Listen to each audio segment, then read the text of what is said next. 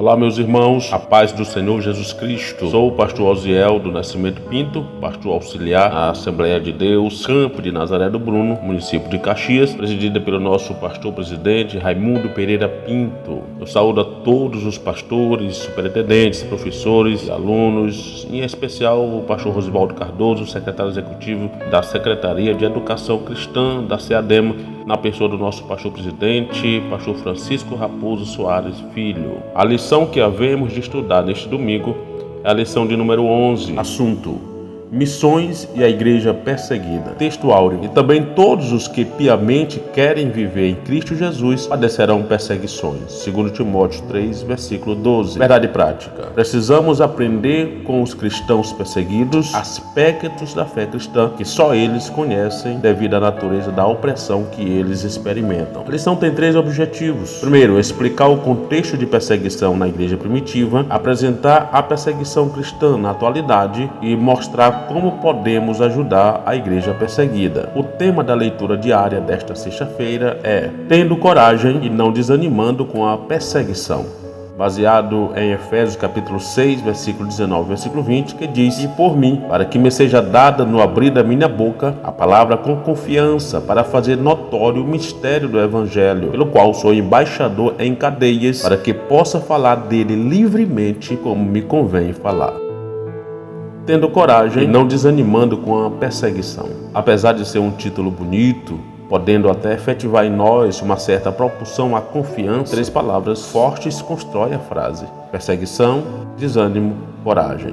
Aristóteles, filósofo que viveu no século IV a.C., diz que coragem é o equilíbrio entre o medo e a falta dele. Pensando no apóstolo Paulo, obviamente, sendo o personagem de nossa reflexão, podemos lembrar que ele teve um ministério autêntico e frenético. Autêntico no sentido de que sua vida e ações estavam para além dos discursos. Frenético porque sua vida estava sempre em jogo, mostrando a intensidade e como o que ele pregava lhe envolvia. Não foram poucas as perseguições que ele sofreu.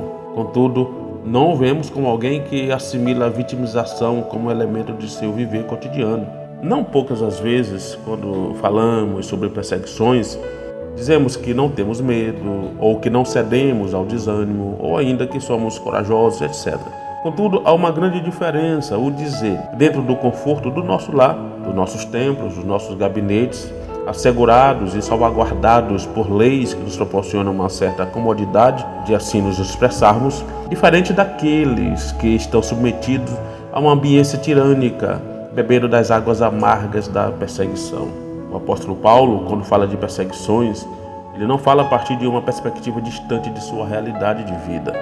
Ele fala daquilo que lhe é comum, faz parte do seu dia a dia, do seu ministério, pois havia de cumprir aquilo que Jesus disse a respeito dele. E eu lhe mostrarei quanto deve padecer pelo meu nome. Voltando ao texto de Efésios 6, 19, versículo 20, no versículo 18, nós vemos o apóstolo pedindo oração a todos os santos, e o versículo 19 começa: E por mim, para que me seja dada no abrir da minha boca a palavra com confiança, para fazer notório o mistério do Evangelho.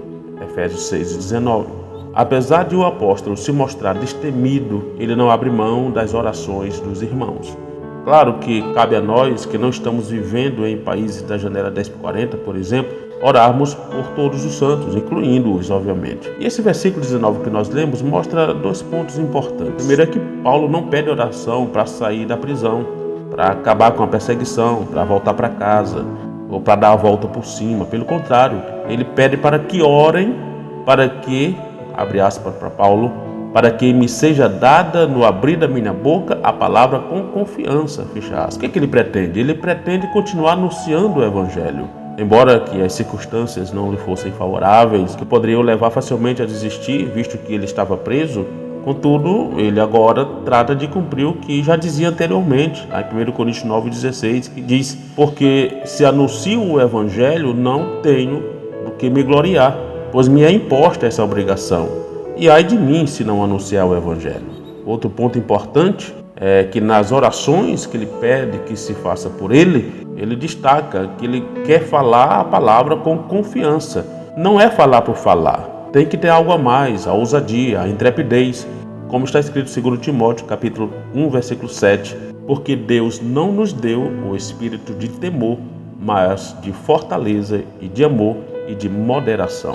Lembrando que o apóstolo Paulo está preso em Roma ao escrever a carta aos Efésios. Contudo, ele não está desesperado. Pelo contrário, está confiante e ainda desejando ser usado por Deus para levar à frente o Evangelho. O versículo 20 diz: pelo qual sou embaixador em cadeias, para que possa falar dele livremente, como me convém falar. O apóstolo Paulo tem a exata consciência de tudo o que está acontecendo. Ele diz que é um embaixador. O embaixador é um representante autorizado de um governo.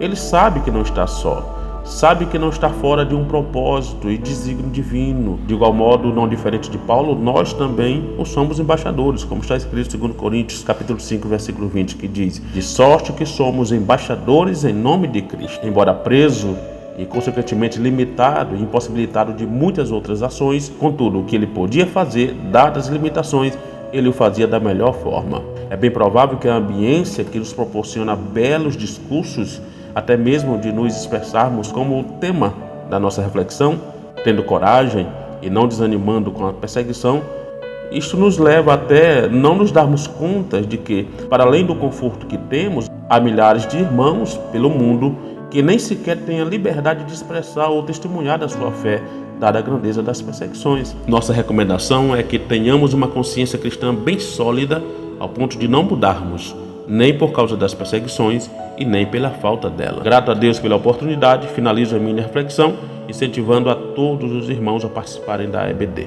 O amor de Deus Pai, a graça de nosso Senhor Jesus Cristo, a comunhão e as eternas consolações do Espírito Santo seja com todos. Amém.